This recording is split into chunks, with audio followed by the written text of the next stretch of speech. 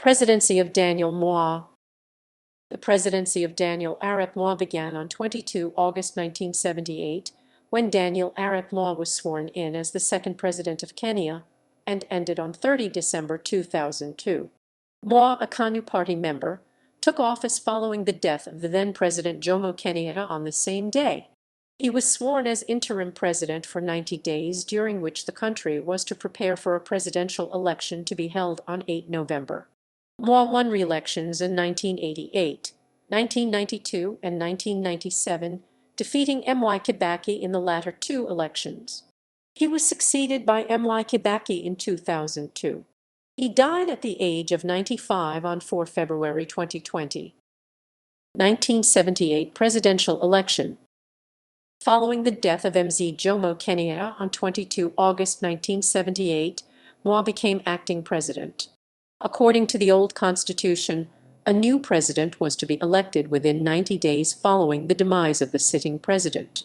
As a necessity, Moi was sworn in as the president since he was the vice president at the time of Kenyatta's death. Campaign and manifesto. Special presidential election for the balance of Kenyatta's term was held on 8 November, 90 days later. Moi was the sole candidate. He received strong support mainly because Kenyans were weary of the ruling party and their leader, Jomo Kenyatta. Kenyatta had appointed his kinsmen and tribesmen within the Kikuyu community in all the important positions of government, earning the name Kayambu Mafia. Because Moi was a Kalenjin and therefore an outsider, people regarded him as the best replacement to bring nationalism back to the country. During his campaign in 1978, Moi promised to have an inclusive government, battle tribalism, corruption, and improve the economy. These promises earned him an unopposed presidential bid, leading to his unanimous election to office. Within days after his appointment, Moi freed 26 prisoners who had been detained without trial.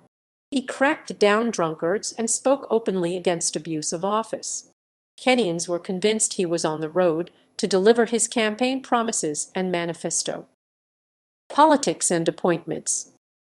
After he became president, Moi appointed Kibaki to be his vice president. Moi quickly consolidated his power, banning opposition parties and promoting his Kalenjin countrymen to positions of authority at the expense of the Kikuyu. He also curried favor with the army. Despite his popularity, however, Moi was too weak to consolidate his power and relied hugely on Kibaki to wield power. Moi appointed people who were loyal to him and unopposed to his leadership. Like Kenyatta, he appointed people mainly from his ethnic group into important leadership positions and stemmed opposition through brute force and arrests. Learning from fellow African leaders like Mugabe, Moi quickly became dictatorial and started ruling with an iron fist. His ruling party had absolute authority over the country's judicial and politics, while he had supreme authority over all governance issues. Moi was above the law and his word was law, and this led to his legislation in 1982, which made Kenya a de jure one-party state.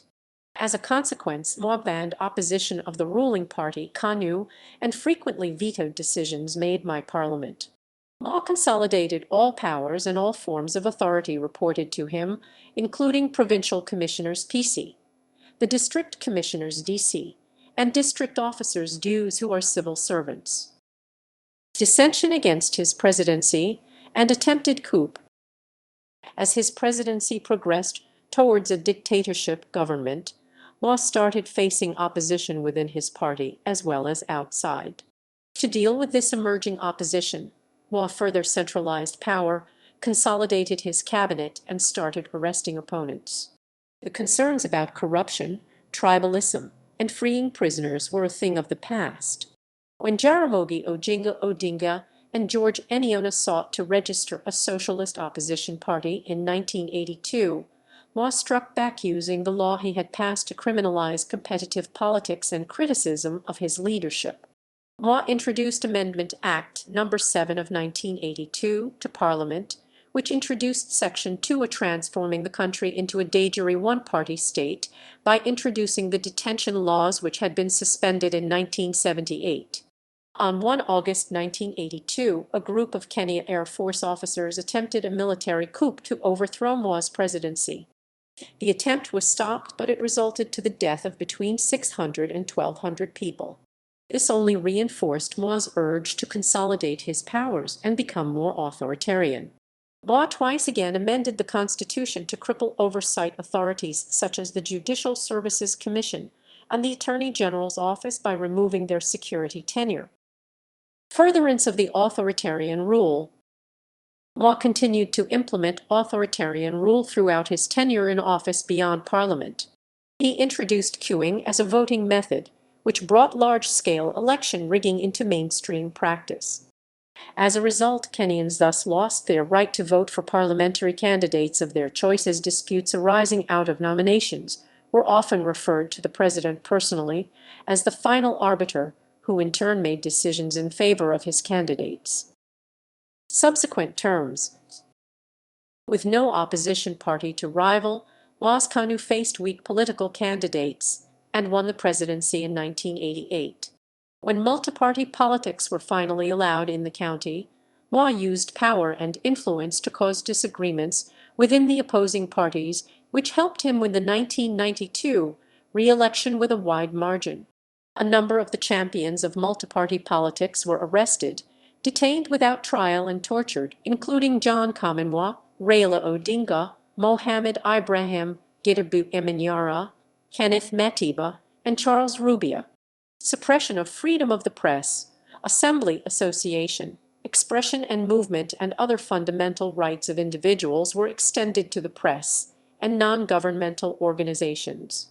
In 1991, Moi banned the production of George Orwell's Animal Farm.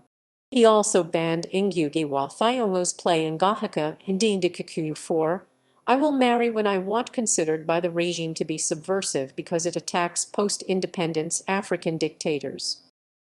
Achievements. During Moi's term as president, Kenya achieved a number of successes, including becoming a multi-party democracy, opening the JKIA.